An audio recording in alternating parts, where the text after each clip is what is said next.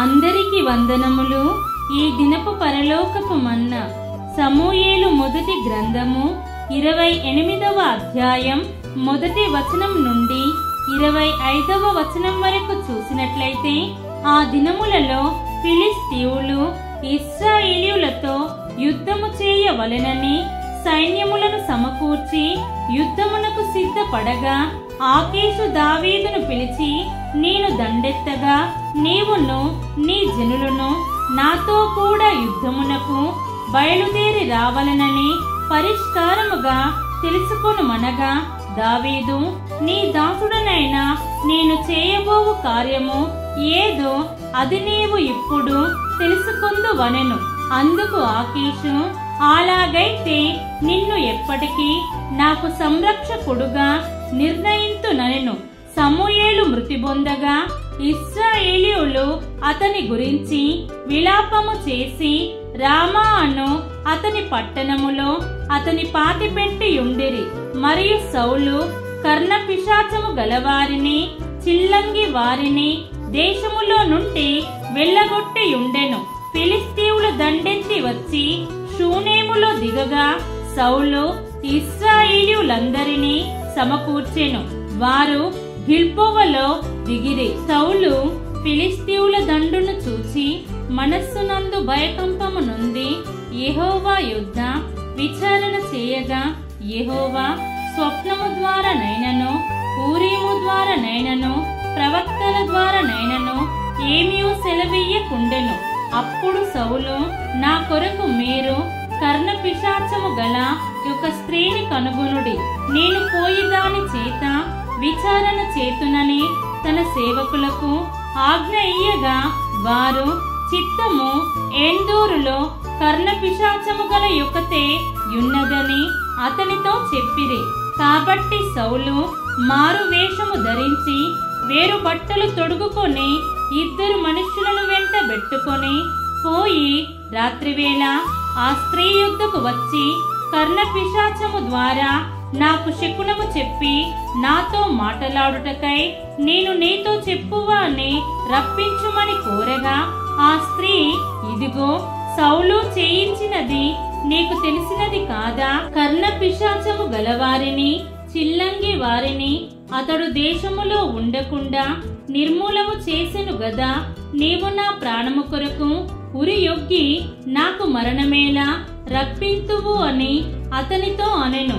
అందుకు సౌలు, యెహోవా జీవము తోడు, దీనిని బట్టి నీకు శిక్ష ఎంత మాత్రమును రాదని యెహోవా నామమున ప్రమాణము చేయగా, ఆ స్త్రీ నీతో మాటలాడుటకై నీనెవని రప్పింపవలెనని ఎడుగగా, అతడు సమూయేలును రప్పింపవలెననెను. ఆ స్త్రీ సమూయేలును చూచినప్పుడు బిగ్గరగా కేకవేసి, నీవు సౌలువే, నీవు నన్నెందుకు మోసపుచ్చితివని సౌలుతో చెప్పగా, రాజు, నీవు భయపడవద్దు, నీకు ఏమి కనబడినదని ఆమె నడుగగా, ఆమె, దేవతలలో ఒకడు భూమిలో నుండి పైకి వచ్చుట నేను చూచుచున్నానెను.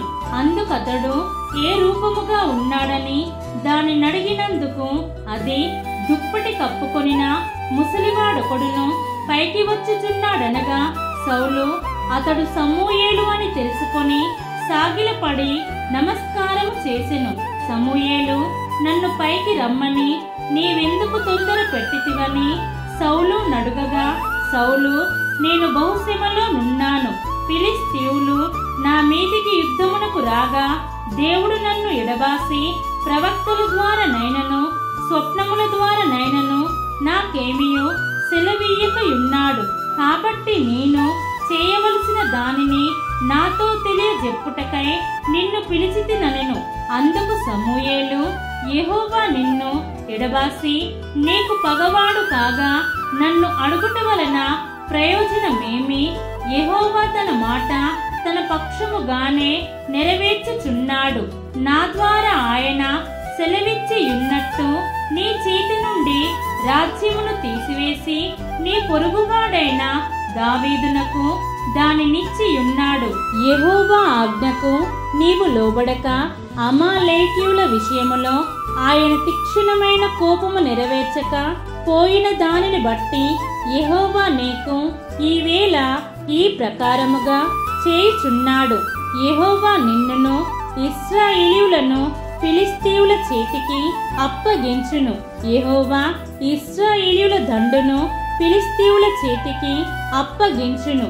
రేపు నీవును నీ కుమారులను నాతో కూడా ఉందురు అని సౌలుతో చెప్పగా సమూయేలు మాటలకు సౌలు బహుభయముంది వెంటనే నేలను సాష్టాంగపడి దీవారాత్రము భోజనమేమియూ చేయక యుండినందున బలహీనుడాయెను.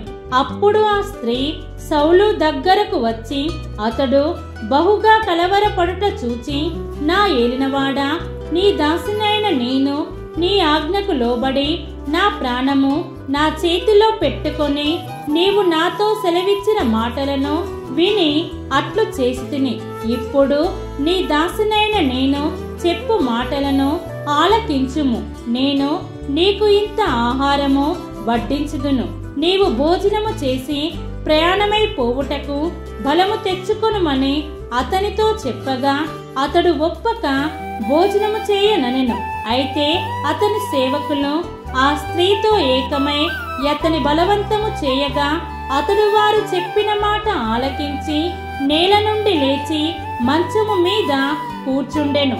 తన ఇంటిలో క్రొవ్విన పెయ్య ఒకటి ఉండగా ఆ స్త్రీ దాన్ని తీసుకొని త్వరగా వధించి పిండి తెచ్చి పిసికి పులుసులేని రొట్టెలు కాల్చి తీసుకొని వచ్చి సౌలునకును అతని సేవకులకును వడ్డించగా వారు భోజనము చేసి లేచి ఆ రాత్రి వెళ్ళిపోయిరి.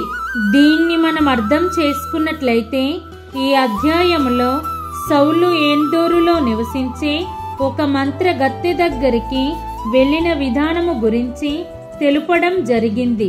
వాస్తవానికి ఈ మంత్రతంత్రాలను బైబిల్ నిషేధిస్తుంది. కాబట్టి ఆనాడు సౌలు దేవుని చిత్తాన్ని మరచిన వాడై మంత్రగత్తెను ఆశ్రయించినాడు. కాని దేవుని పిల్లలుగా ఉన్న మనం అట్టి మూఢ నమ్మకాలకు దూరముగా ఉండే వారముగా జీవిద్దాం. మన ప్రభువైన యేసుక్రీస్తు కృప మనందరికీ తోడైయుండునుగాక. ఆమేన్.